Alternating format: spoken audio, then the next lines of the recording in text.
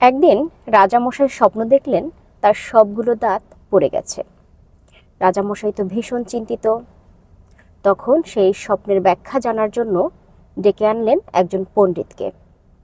পণ্ডিত এসে বিভিন্ন ব্যাখ্যা বিশ্লেষণ করে রাজামশাইকে বললেন, রাজামশাই, আপনার এই স্বপ্নের অর্থ হলো আপনার পরিবারের সব সদস্য একে একে আপনার সামনে মারা যাবে।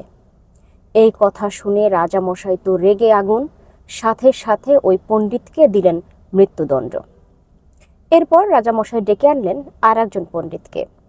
সেই পণ্ডিত এসে ব্যাখ্যা বিশ্লেষণ করে রাজাকে বললেন, রাজামশাই, আপনার স্বপ্নের অর্থ তো খুবই ভালো।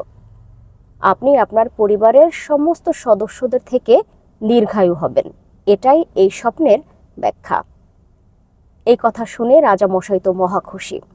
সাথে সাথে সেই পণ্ডিতকে তিনি পুরস্কৃত করলেন, এমনকি তার রাজসভার পণ্ডিত করে নিলেন। এই ছোট্ট গল্পটা থেকে আমরা কি শিক্ষা পাই? আমরা যখন কথা বলি, আমাদের বাচনভঙ্গি, আমাদের শব্দ প্রয়োগ সঠিক হতে হবে। শুধুমাত্র শব্দ প্রয়োগের ভুলের কারণে আমরা খুব বড় বিপদে পড়তে পারি। আবার সঠিক শব্দ সঠিক জায়গায় ব্যবহার করার কারণে আমরা আমাদের জীবনকেও পরিবর্তন করতে পারি।